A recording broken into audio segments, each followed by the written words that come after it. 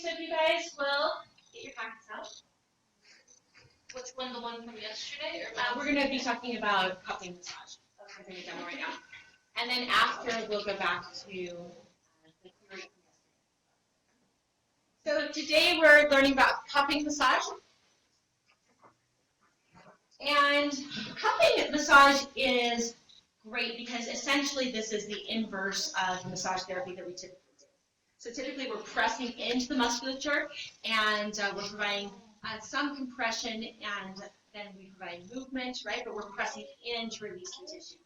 With cupping massage, we're actually sucking that tissue up, and when we move those cups, we are providing still release for the musculature and the tissue, still sending that same signal to the mind to release into the body to release that tension, but we're bringing that tissue up, pulling it up. So we also are working with pulling out that fascia and loosening fascia, so it's great to have both approaches. In addition to that, you also are holding sustained so there's additional benefits with that. The benefits of relaxing the tissue, sending the signal to the mind to release that chronic holding pattern and tension in the muscle. Those are the two primary things that we're dealing with. And then, additionally, we have the benefit of working along specific meridians and working with acupoints and stimulating those reset points for our body to promote additional benefits. So it's going to promote the benefits that would go with those acupressure points. All right, so if you take your packets out, cupping is said to be over 5,000 years old. So this is a very old style of massage, old style of therapy. And there's evidence of cupping being practiced around the world. So Africa, in Asia, in Southeast Asia, of course up into Russia, because Russia is so close to China. They practice cupping, and also they practice a form of wasada, scraping technique. And I didn't know this until, I was unaware that Russia had all of these practices as well. The Middle East has all these practices as well. And I was unaware that Russia did until I was finishing a meditation training, and there was a woman from Russia there, and she saw a guasa tool that I had, and she said, we have this in my country too, and it's my grandma used to do this to me. And so I began to research it and found out that it makes sense that with Russia being close to China, that they would have access to information as well. So you can go ahead and read about that in your packets. And this is taken from your manual. So you'll all have the digital access, or if you requested, digital access is free. And then if you requested hard copies, then those would be here this afternoon. But I'll just bring the class tomorrow. Okay? All right, so some benefits of cupping massage. So some benefits are, of course, improvement of the circulatory and lymphatic system. So when we're doing massage, we're always working with circulation, and we're always working with lymph. It's still going to be, from a traditional Chinese medical perspective, we are working with energy first. Because what follows qi? What follows energy? Blood, right. So qi is the commander of blood, and so it's pulling, and it is blood is following, our circulation is following. So that's why when we say we're working with energy first, we're working with it because qi is the commander of blood, according to the Chinese medical system. All right, and then just the stimulation of the sensory nerves is really effective stuff. So stimulating the body to create change and let go of holding patterns is very effective. And this is a different way of doing it. So just as we have multiple styles of learning amongst us, we also have multiple ways in which we as individuals process stimulus that allows us to release muscular tension. So for one person, guasa might be the thing that sends that signal. For another person, deep pressure might be the thing that sends that signal to their brain to begin releasing that tension from the body. For another person, this inverse of massage and the suction might be the thing that finally sends that signal to their brain that they can release this tension, these holding patterns. And there's many other things that we've learned and that you will learn that you can use as well. But it's finding the right signal to your client's brain to help them release this muscular tension. So we talk talked about yesterday a little bit, and this is my opinion, but why I think pain pills oftentimes don't work. So they sometimes will decrease pain in the body. But I've taken pain pills after surgery, and for me, it didn't decrease the pain at all. Everyone's an individual. For me, it just caused me to check out, you know. And so that really wasn't that effective because I would still have this major nerve pain, and I would still have all these things. But I was like so loopy that I didn't register it as much, and I could go to sleep and things like that. Right. So in theory, pain pills would help you get the rest you need, and they would also help you stop resisting and adding more tension on top of injury that has already taken place. So in theory, you would think that would work, right? And probably for some people, occasionally it does. But we hear all these stories, and we know people personally where pain pills and muscle relaxers have not been effective, and they have not produced that desired response. And I think that's because when you sever the connection between the mind and the body, you're not going to get great results. You know? So if you have to do that in an emergency situation to jumpstart something, that's one thing. But for ongoing healing and dealing with things like pain, or dealing with things like letting emotions go, you really can't treat that by severing the connection between mind and body. It becomes very important at that point. So all these styles that we're learning, they increase the connection between mind and body. They allow us to connect with our client and show them part by part, piece by piece, where they're holding this tension, and to be able to process it and let it go in this very supportive way where they stop fearing the pain that they have, and they're able to begin processing it through their awareness, through their mind, and into their body. And through that, they're able to have sustained healing, sustained health. All right, so just like other styles of touch, cupping massage reduces anxiety and tension in the body. Some of this is because we're being cared for and nurtured, and that sends a signal to our mind. And then some of it is from the pressure points that we're using, and there's actual acupressure points. And then some of that is from the actual skin and the fascia being sucked up and that feeling of release. So I remember learning about people, so this might be a little controversial, but people that have psychological disorders and will cut themselves or do things to harm themselves because they get this emotional release from their body, right? Or someone who's really, really angry and they act out of anger and they punch someone or they do dramatic things, you know, in this moment of anger or rage because they derive some benefit from it in some way. So they actually get a little emotional release, but they're doing this. When they do it in that way, they're taking on so much more emotional baggage, and they're actually adding to all of it. But they're trying in this very ineffective, unhealthy way to release some of this pain that's in their body. Right? So when we actually do this in a healthy way, when we actually release anger in a healthy way through having support of others, through talking about our feelings in this way where we are allowed to release it and let it go, where there's not this label of now you're forever sad and now you're forever angry, but this understanding that when you speak about it, that you're speaking about letting the emotion go, or when you are providing a client with glossa, which actually does give a reaction, right, but they're able to let that tension go from their body, or the cupping massage, where they're able to let this tension go from their body, that's the healthy way to release this type of stuff. So there's an unhealthy way and a healthy way. And the unhealthy way, people are still trying to do it, but it's like eating junk food, and it's way worse than that. It's violent, right? So, and it's super hurtful. But people are trying to release that, and they get kind of close, but there's a fine line between punching someone and massaging them, right? So someone might like very, very deep pressure, but there's intent, there is the energy behind it, and these things feel very different. But they're similar, they really are similar.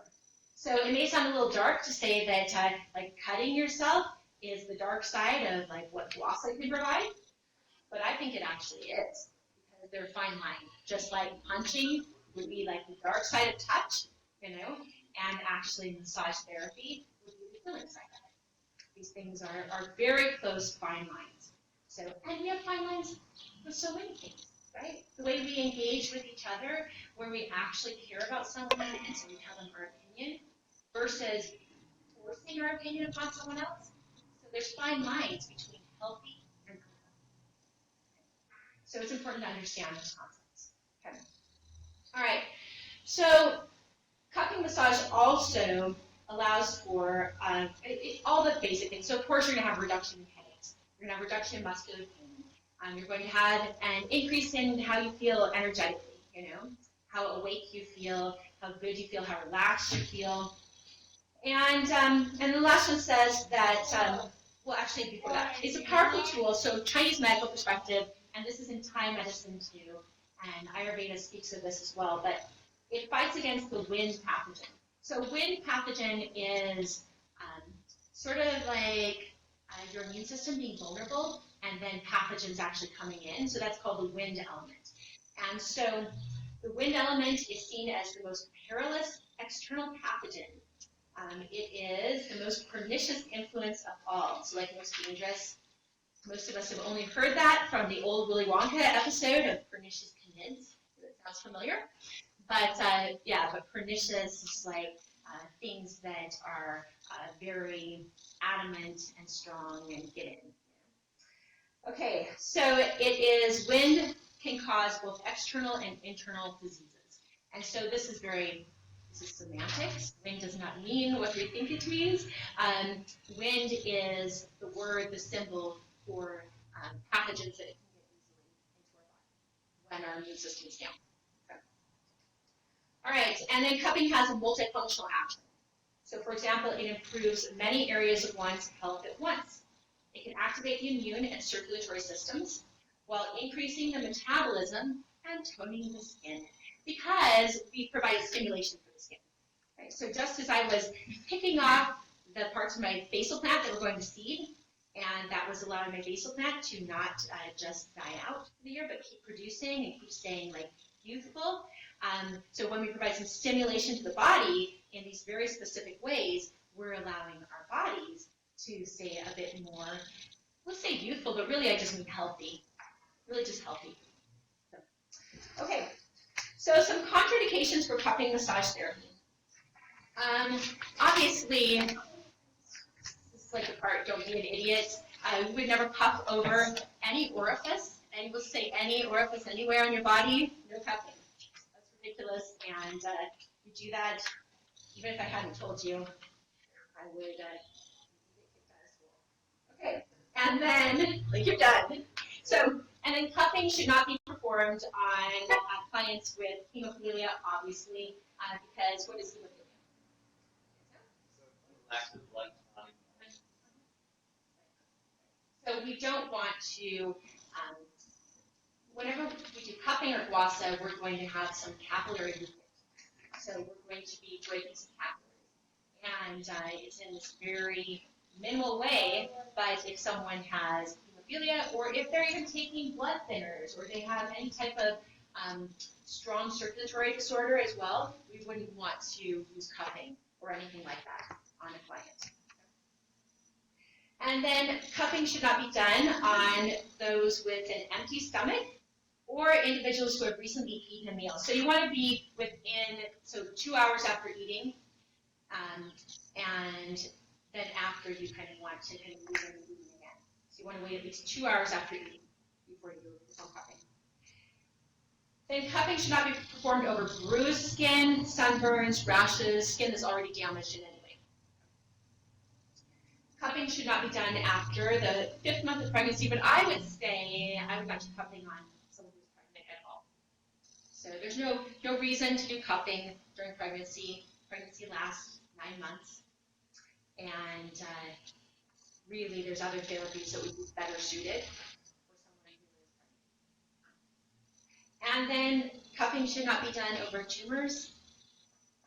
Sad that we have to say these things, but don't do cupping over tumors, okay?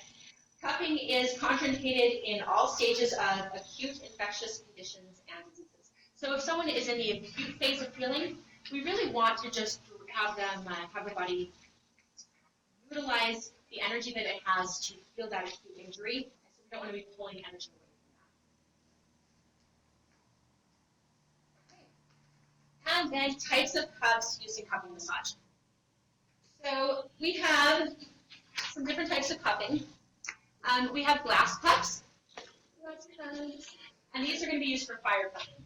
So fire cupping, you will need to check and see if your liability insurance covers fire cupping. Because for some things, they use fire. Combustion, fire cupping, what else? Even some hot stone massage, things that use heat and fire, some liability insurance will not cover that. So you want to just double check. And then others do. So how do you check? You just ask the insurance company. So you can call them and ask. I think I'll see and check before I state which ones do and which ones don't. I think I'll just check. I'll let you guys know. Because we have a few common insurance companies that we draw from. And so I know some of them do, some of them don't. Tomorrow I'll let you guys know which ones. Okay. So this style of cupping, it is the traditional style. I mean, before glass, they used ceramic and they used horns in Africa, anything that can create a suction.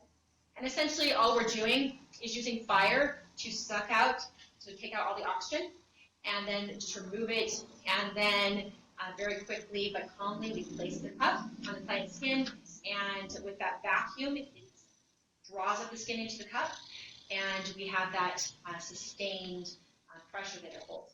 And then we're able to move the cup if we want to. If we want to lessen the pressure, we simply just press up underneath the lip just a little bit. And also for removing these cups, we just press underneath, put your finger underneath the lip, and it removes that suction. So things that we want to be careful of if you do fire cupping, and we'll have a chance to practice these things. Fire cupping is not for everyone. It is it's the one that is the most risky. And certainly there's other ways to do this. When you guys watch the cupping that was done on Michael Phelps and Olympic athletes, not once did I see fire cupping used. This is the traditional old style of doing it.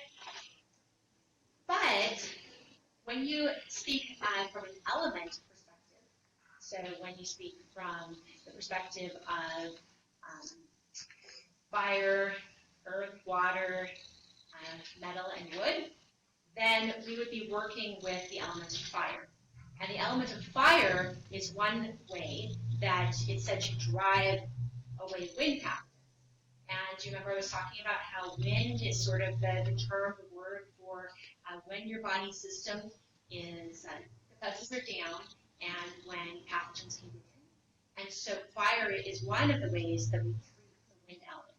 And so from an element perspective and old school traditional therapies, that fire would become important both symbolically, but would also have an energetic effect. And that would play into a concrete physiologic effect that you could draw from.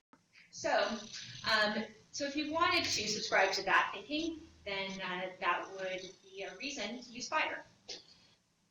Okay, so then we have, I think these are the types that mostly saw in the Olympics, right? So we have this pump style.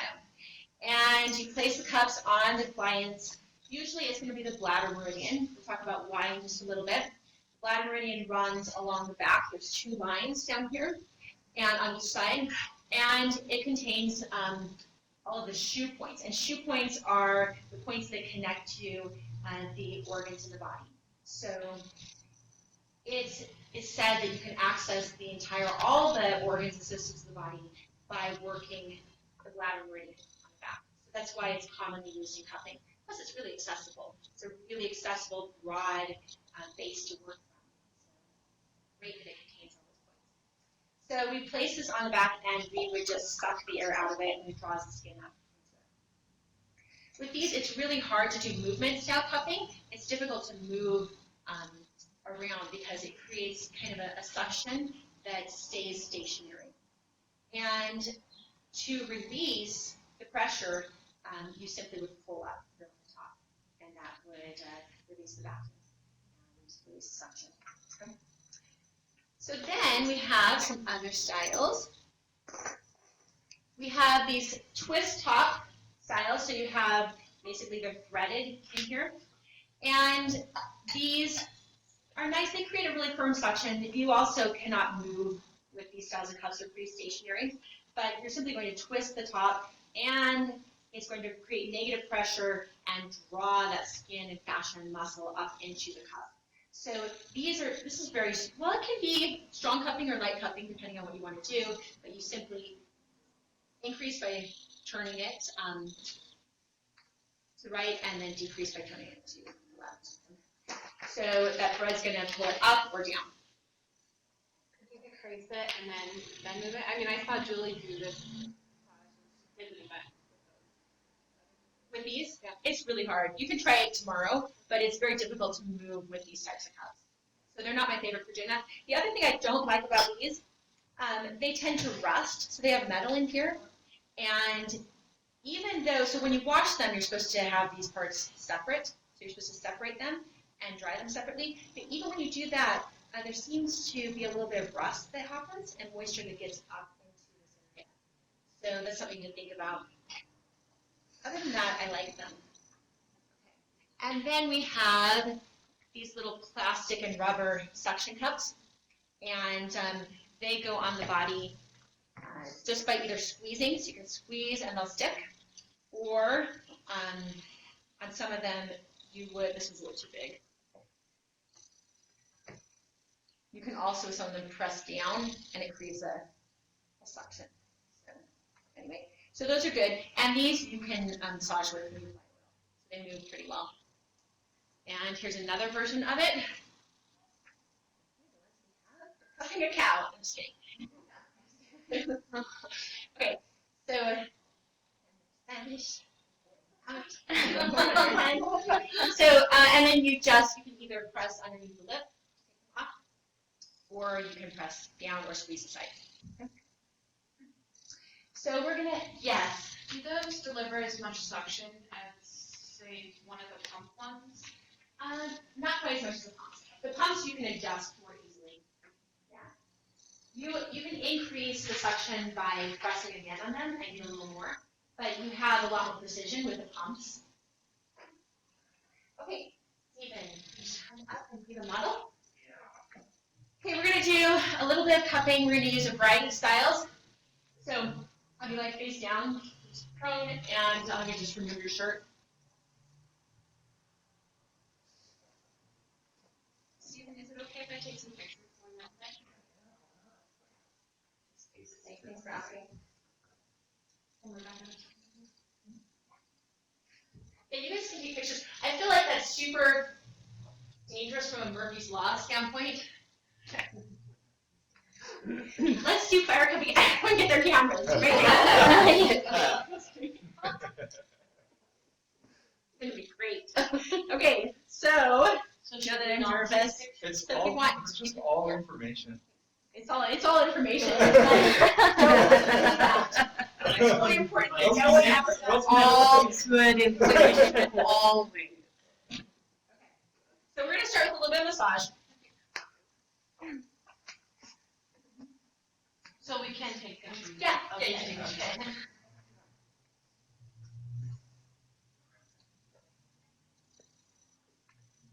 So I know Stephen likes them. I know everybody pressures that too much. So I'm just going to warm up the area.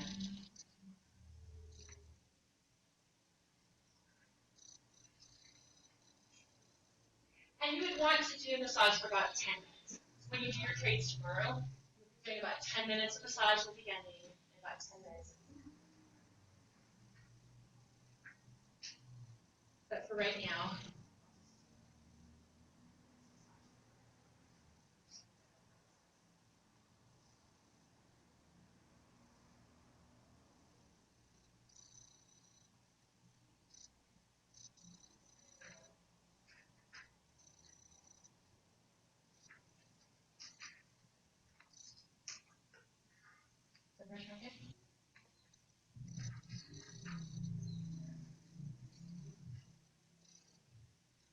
okay, so over on the podium, I have a bowl of water for all of our safety. and if I need to extinguish the fire. And then I have some clamps, and I have some gauze attached to the clamps. And I'm going to dip that gauze in rubbing alcohol, and then I'm going to light it on fire, and then I'm going to suck the air, well actually burn the air out of the cup, and place it on Stephen.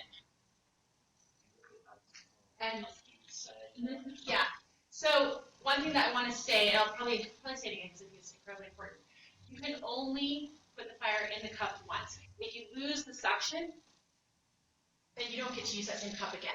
And it is because some of the alcohol will invariably get on the lip of the cup. And if you try to reheat that cup again, then the lid will become very, very hot. And you would burn your flame. So it's really important that if you use a cup once and you weren't able to successfully place it on your flame, the whole thing needs to be done very calmly. And if it doesn't suck up the fascia skin or doesn't give you the suction you want, again, you don't get to use that cup again. That cup has to be washed, and you can't use it for session. Again, that second placement of fire in the cup will heat up the cup for that second go round, and you'll burn your fire. Super important.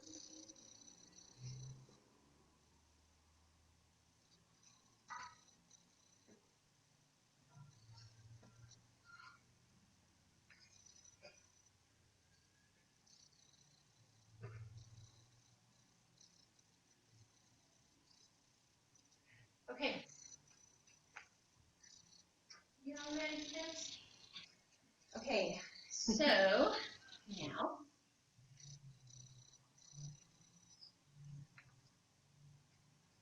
I'll just be lighting this on fire.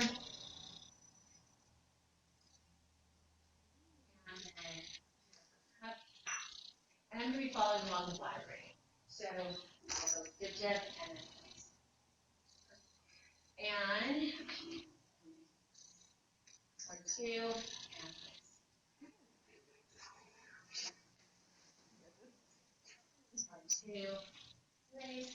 That bladder meridian is conveniently located on either side of the spine. Are you okay, Stephen? Place. So pretty easy to follow. It's larger.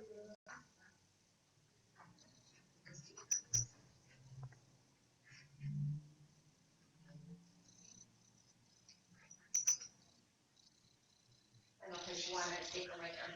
So you can see, if you come a little bit closer, you can see the skin being sucked up more and more.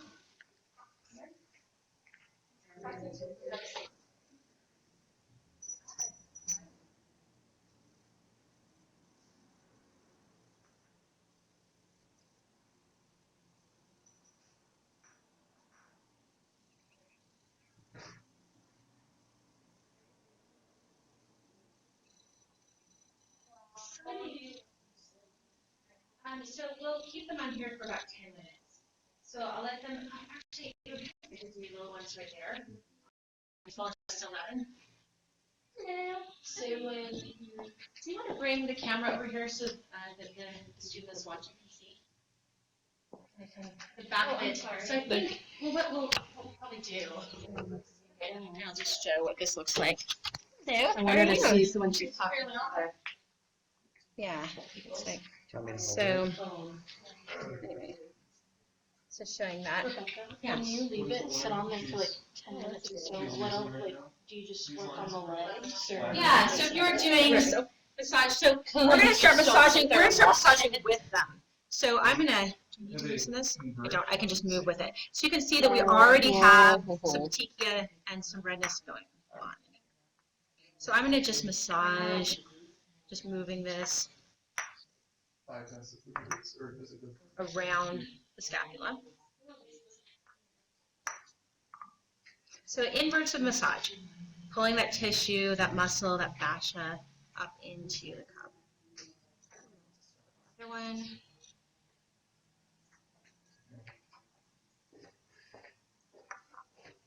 Okay. Would you put it back in the same spot all the time, or No, you don't can have you to. leave it somewhere else? You can have it go somewhere else.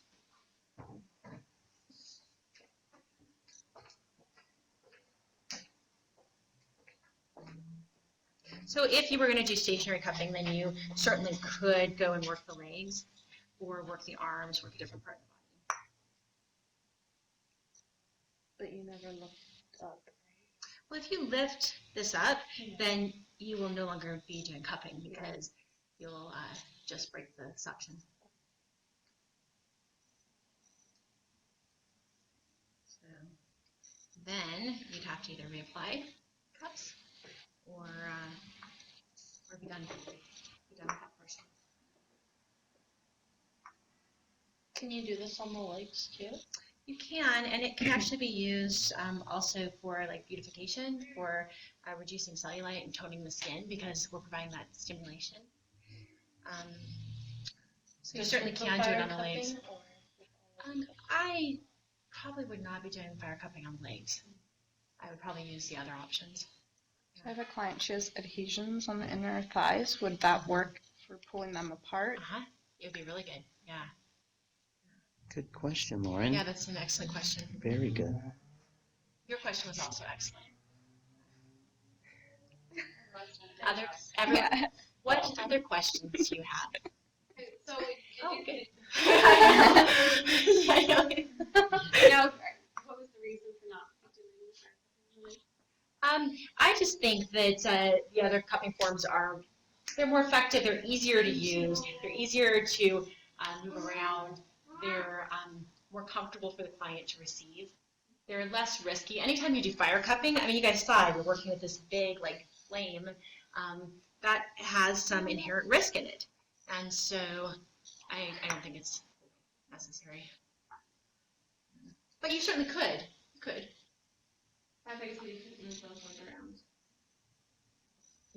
I'm sorry, are you asking a different question? Yeah, you were saying not to use those, but then you can, those are hard to move around. Oh, so there are some that are for moving around. So there were two types I said are difficult to move around.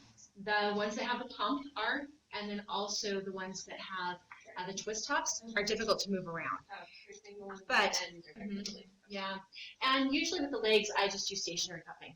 I'm usually not moving them around that much. But the rubber suction cups, you can use those. Thank you very much.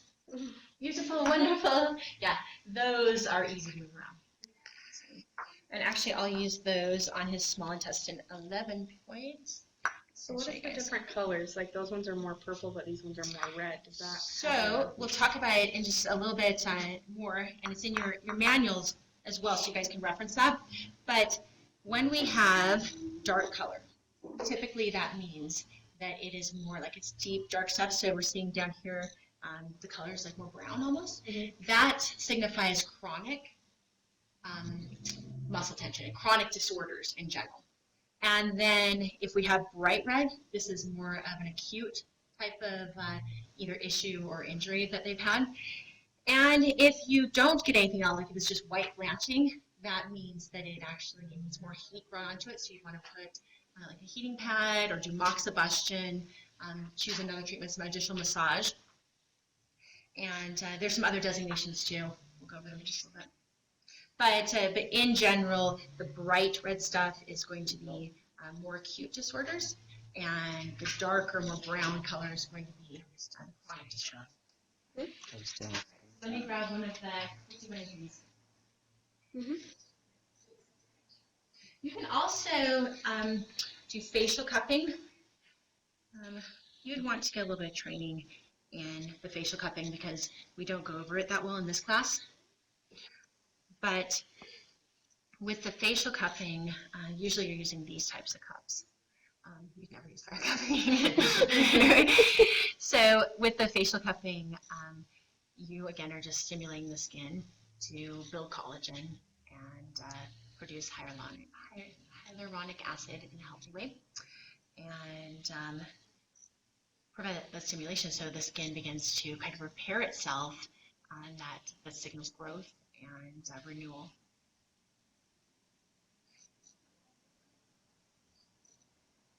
So do you guys want to try moving around? When everyone can try moving around the cups.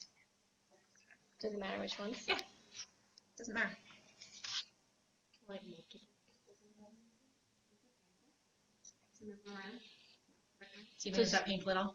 Can one person only move at one time? How do you feel with two people moving cups? That's fine. Good. Yeah, we can have two people at a time. Camera And wants. just follow the shape of the body. The camera wants to move one. Okay. No, the camera Well, the does. camera does. Here. Should I move that one? Yeah, go ahead. Good job, guys. Yeah. Your chronic stuff, Go back step, huh? very purple. Fun. So just paying attention to the shape of the body. So pay attention to that iliac crest, moving around it, the way the ribs are shaped, the rib cage.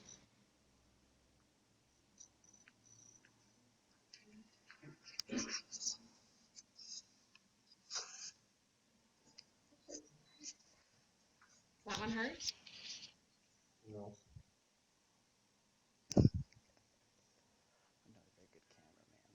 You're an excellent cameraman. Thank you. I keep showing Lauren's face. Oh, I'm sorry. Like zoomed in on her face.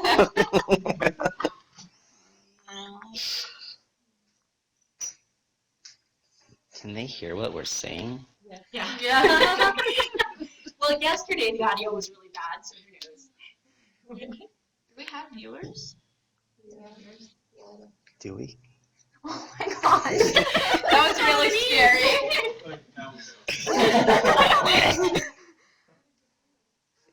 There, I'm helping the camera people move one. They can't see what you're doing. Oh. You're not angling it right. Is that better?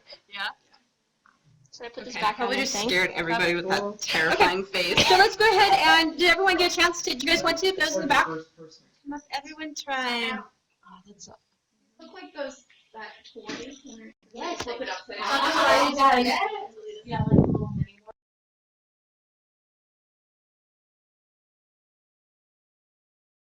one. Pretty cool. I had it done.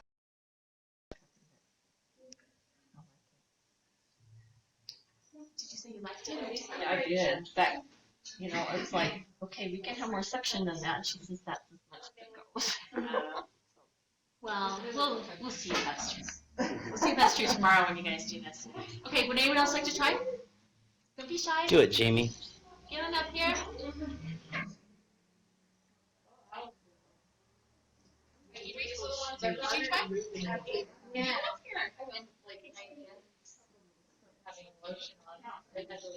I know, but I like the Can you still do okay? But you have to grip it with both hands. Your hands are tiny. What? You have to grip it with both hands because your hands are tiny. Right.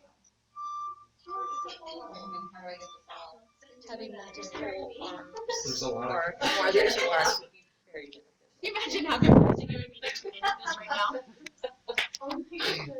There, you're in there too now. Comforting to see it. Oh my god. Hey, camera people, you're gonna go back on the bench now.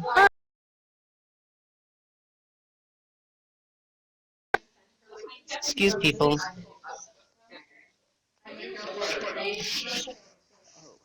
Fighting everywhere.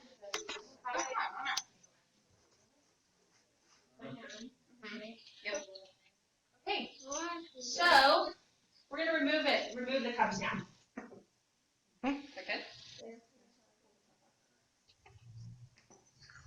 Yeah, mine did really well too.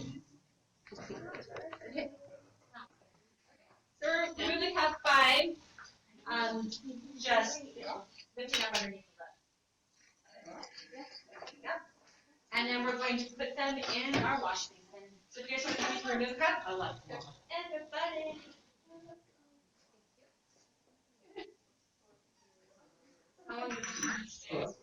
Marks will stay from 3 to 7 days off.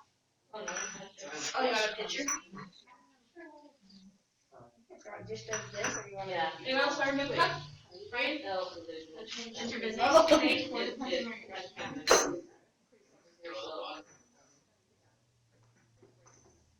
You can move these, right? Those ones, yeah. Yes. Okay. So, I'm gonna go ahead and It falls off this will be the end of sharing our class. sometimes.